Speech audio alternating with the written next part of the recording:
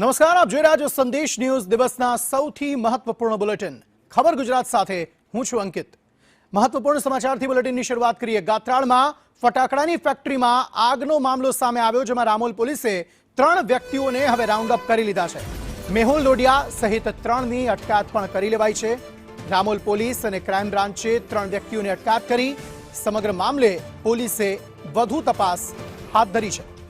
આ સમગ્ર મામલામાં 10 લોકોના મોત નિપજી ચૂક્યા છે, 10 લોકો ઈજાગ્રસ્ત છે અને હજુ પણ મૃત્યુઆંક વધવાની શક્યતાઓ સેવવામાં આવી રહી છે। અને આ એ શખ્સ છે કે જે ગેરકાયદેસર રીતે આ ફેક્ટરી ધમધમાવી રહ્યો હતો।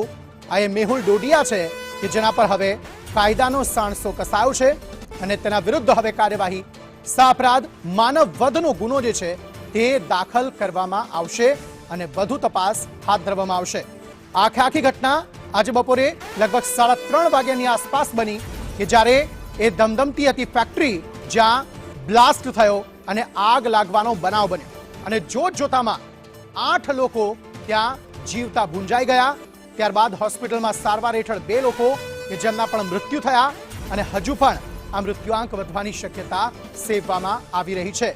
સંદેશ ન્યૂઝ દ્વારા મેરેથોન કવરેજ કર્યું આ ઘટનાનું અને તમામ પાસાઓ જે છે તે ખુલ્લા પાડ્યા કે કઈ રીતે આ ઘટના જે છે તે ઘટી અને કઈ રીતે ગેરકાયદેસર રીતે આ ફેક્ટરી ધમધમી રહી હતી। સંવાદદાતા હિમાંશુ અંગે વધુ માહિતી આપી રહ્યા છે। હિમાંશુ, જણાવશો શું વધુ વિગતો?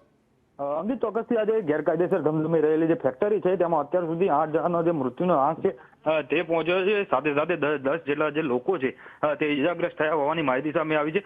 ઉપરાંત જો વાત કરીએ ફેક્ટરીમાંથી જે રો મટીરિયલ છે તે પણ સામે મળી આવે છે કે જે ઘણા બધા ફટાકડા જે ફાયરવર્ક છે તે બનાવવાની કામગીરી તેઓ કરી રહ્યા હતા। સમગ્ર મામલે વાત કરીએ તો આ જે પેલો આરોપી છે મેહુલ ડોડિયા અને સાથે તેની સાથે બીજા 2 અન્ય લોકોની જે રામોલ પોલીસ અને ક્રાઇમ બ્રાન્ચ દ્વારા જે અટકાયત કરવામાં આવી છે, રાઉન્ડ અપ કરી લેવામાં આવે છે અને અત્યારે હાલમાં સમગ્ર મામલે વધુ તપાસ હાથ ધરવામાં આવી છે।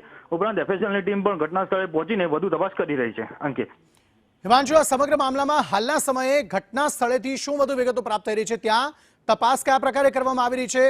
સૌ કોઈ જે ઈજાગ્રસ્ત હતા તેમને સારવાર આપવામાં આવી રહી છે, એ ઈજાગ્રસ્તોની તબિયત કેવી છે હાલ?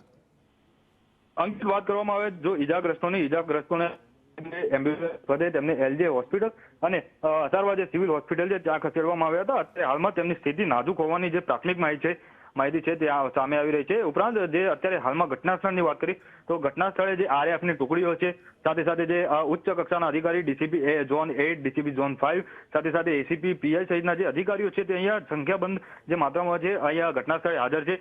એફએસએલ પણ આવી પહોંચી છે અને એફએસએલ સમગ્ર પરિસ્થિતિ જે જાણવાનો તાગ મેળવી રહી છે, જે પુરાવા છે તેમના દ્વારા એકત્રિત કરવામાં આવી રહ્યા છે।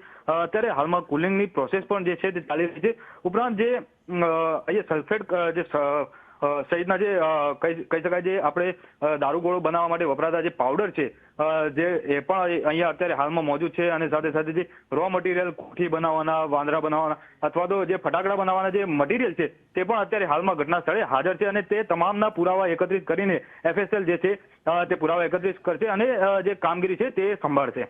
હિમાંશુ, બનેલા રહેજો અમારી સાથે।